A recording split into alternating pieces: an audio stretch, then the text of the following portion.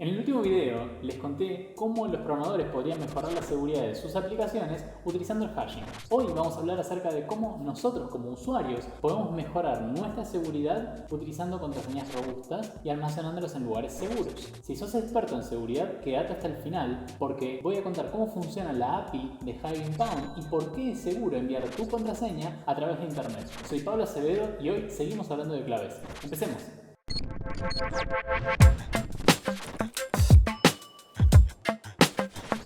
La seguridad de las contraseñas es una preocupación típica de los que empiezan a interesarse por la seguridad informática. En el video que te dejo por acá, explico acerca de las Rainbow Tables, estas tablas de claves, de hashes, donde cuando hay una contraseña que de alguna manera termina siendo filtrada en alguna exfiltración de datos, se agregan a estas bases de datos y hay millones y millones y millones de contraseñas. Entonces, probablemente si usas una contraseña típica, esté ya en una de estas tablas. O si usas claves que están formadas por nombres de personas o de mascotas o de calles seguidas de números, o algunas personas ponen signos especiales como un signo de exclamación, una arroba, o reemplazar un 4 por una A, una I por un 1. Ese tipo de reemplazos que son muy simples generan que las personas crean que sus contraseñas son robustas, pero la realidad es que no lo son. Normalmente la primera recomendación es que usen frases de contraseñas porque es menos probable que estén en estas bases de datos de claves. Las frases de contraseña son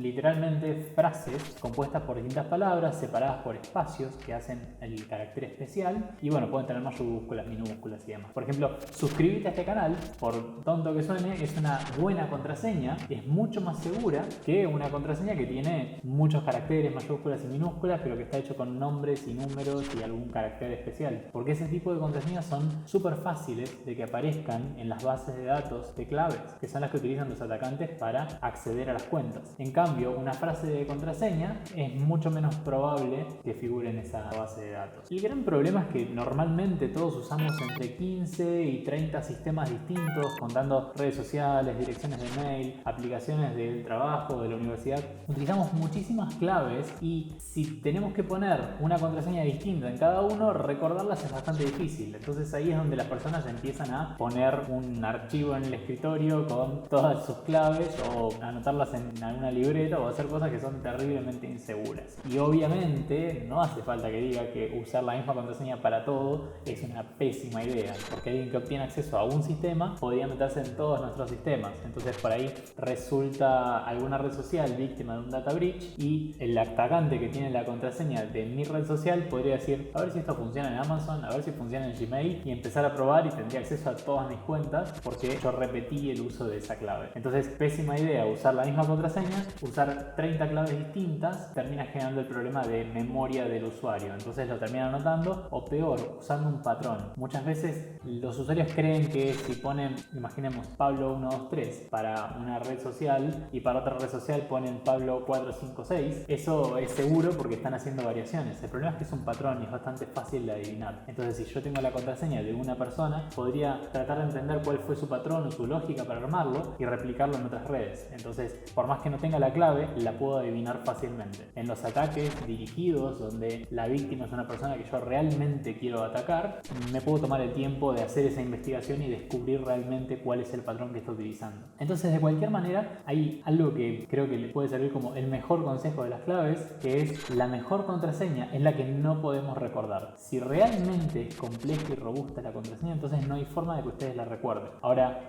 ¿dónde la almacenamos? Hay muchísimas opciones, pero hoy voy a hablar específicamente de los password managers y vale aclarar que hay soluciones de software como Secret Server, por ejemplo, que se encarga de hacer no solo la gestión de las contraseñas, sino también cuál es el uso que se hace de esas cuentas o de esas claves. Y eso a nivel empresarial por ahí es muy importante, sobre todo para los usuarios privilegiados. A nivel personal, que es de lo que estamos hablando hoy, nos basta tener un buen password manager. Ahora, los password managers los hay de todo tipo. Lo que yo busco normalmente, y hoy voy a hablar específicamente únicamente de OnePassword, primero porque es el que más conozco y después porque tiene muchísimas funciones de seguridad que son interesantes. Pero lo que yo buscaría en un Password Manager es que soporte múltiples dispositivos, porque es típico que tenemos por lo menos 2 o 3 dispositivos entre la computadora, los celulares, distintos lugares donde necesitamos utilizar nuestras aplicaciones y para eso necesitamos acceder con las claves. Entonces, si bien el Keychain de Apple es buenísimo, funciona para OS X o funciona para iOS y no es suficiente cuando tenemos un sistema Windows, por ejemplo.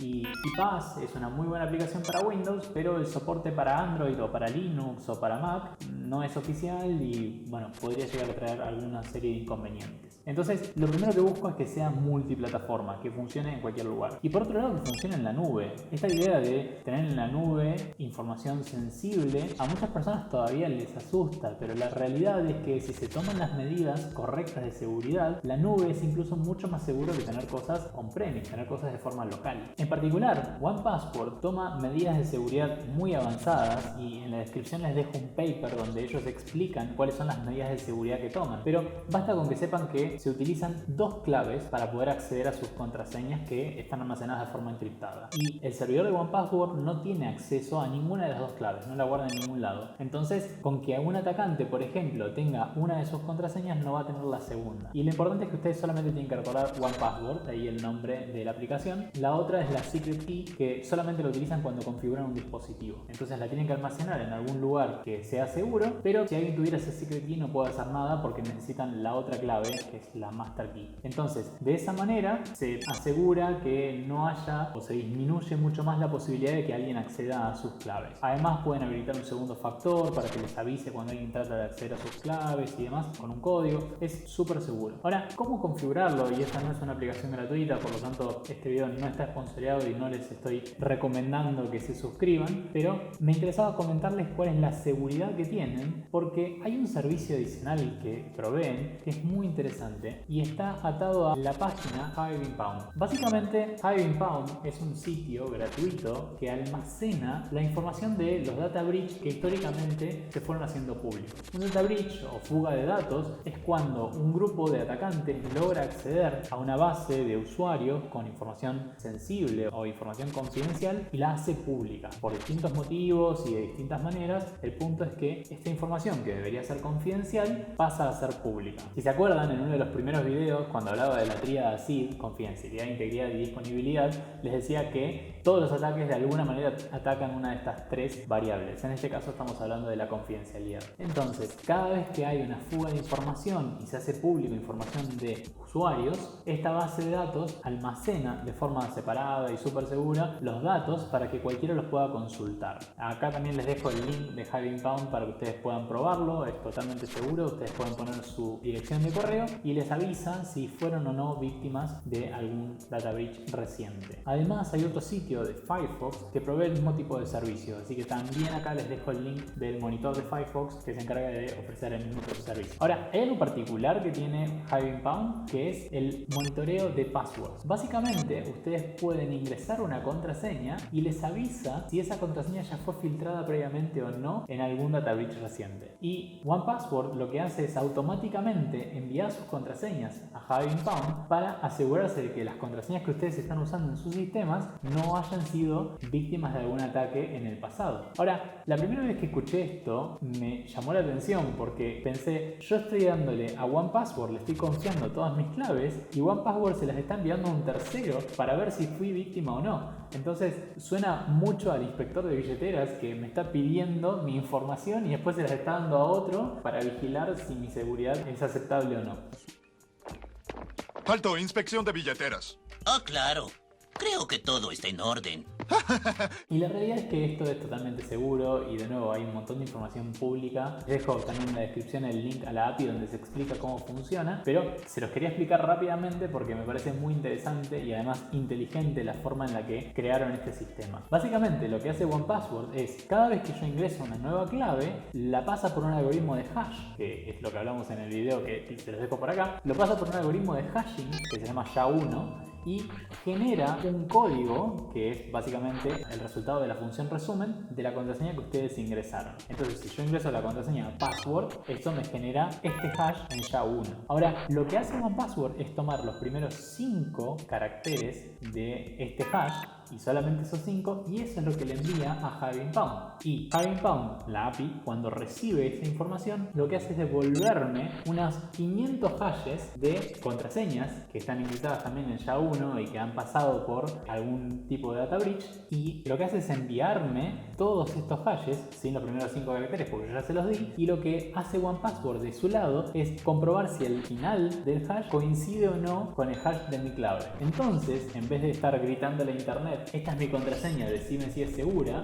lo que estamos haciendo es solamente darle una partecita del hash, que como saben por las colisiones y lo que te expliqué en el video anterior, solamente con tener una parte de un hash no podemos hacer nada. Entonces tomamos solamente una parte de este hash, se lo enviamos a HivingPound y HivingPound nos dice todos estos hashes empiezan igual que el tuyo. Fíjate si coincide. Si coincide, entonces es muy probable que tu clave ya haya sido filtrada previamente y deberías cambiarla. Entonces es una forma muy segura y muy inteligente de verificar que una clave no fue víctima de un data leak anterior sin tener que darle mi clave a absolutamente nadie. Ni siquiera OnePassword lo tiene, no lo tiene HivingPound, no lo tiene nadie. Entonces mantenemos la confidencialidad de nuestra información a la vez que podemos verificar si fuimos o no víctimas de un ataque. Me parece una solución muy interesante a un problema que, como dije al principio, le llama la atención a muchísimas personas. De nuevo, si querés saber mucho más sobre esto, te dejo abajo muchos links donde todo esto se explica en detalle, y si querés aprender más de seguridad informática, suscríbete al canal y seguí viendo nuestros videos. Chao.